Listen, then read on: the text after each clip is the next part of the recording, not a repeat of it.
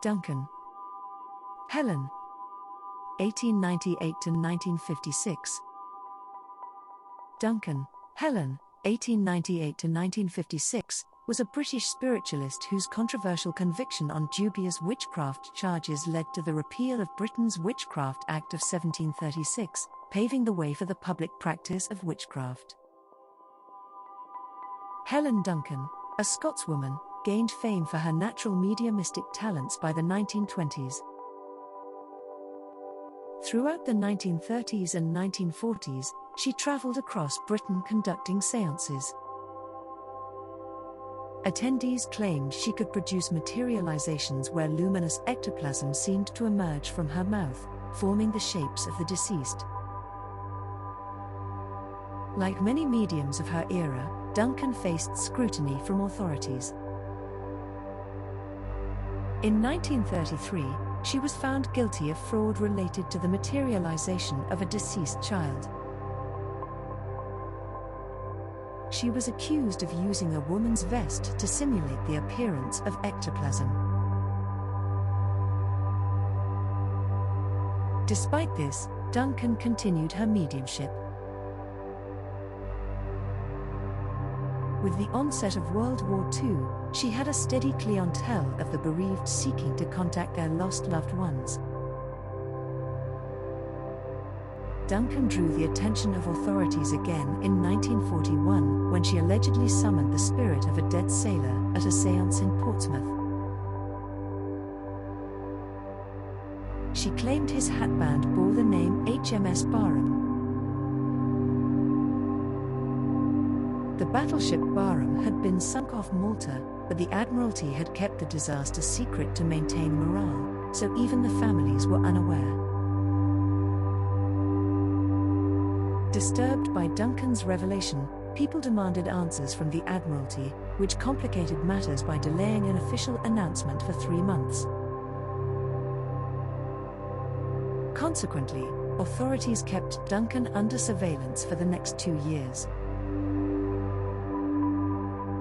With the D-Day invasion approaching, there were fears she might clairvoyantly reveal the planned landing sites in Normandy.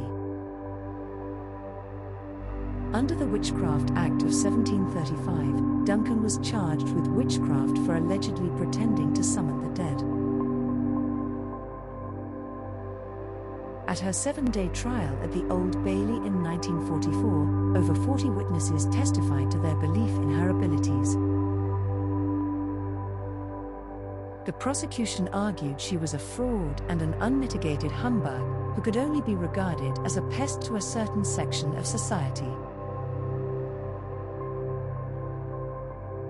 Duncan was convicted and sentenced to 9 months in Holloway prison. As she was led to the cells, she declared, "Why should I suffer like this? I have never heard so many lies in my life." Her words echoed those of countless accused witches in Britain, Europe, and America who had previously been jailed or executed under false accusations. Her case became a cause célèbre, catching the attention of Winston Churchill, who had an interest in spiritualism.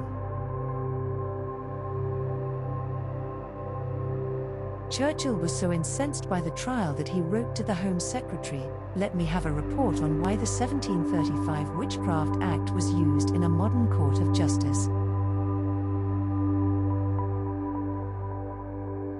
What was the cost to the state of a trial in which the recorder was kept so busy with all this obsolete tomfoolery?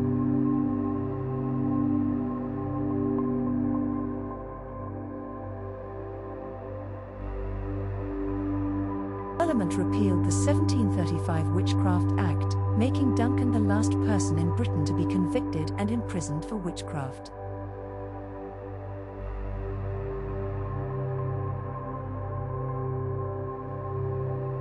After the war, Duncan resumed her mediumship.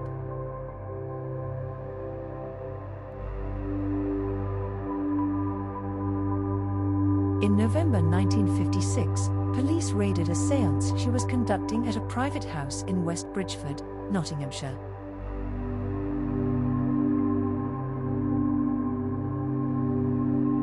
Duncan was reportedly shocked out of a trance, which her supporters claimed led to her death 5 weeks later.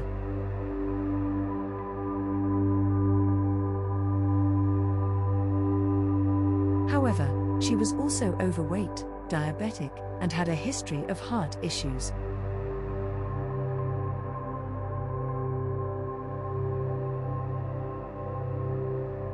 In 1998, the 100th anniversary of Duncan's birth, a campaign was launched to clear her name and secure pardon.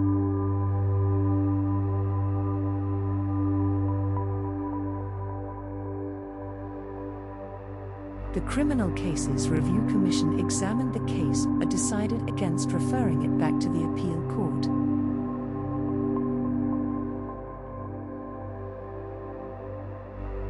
Spiritualists planned formal petitions.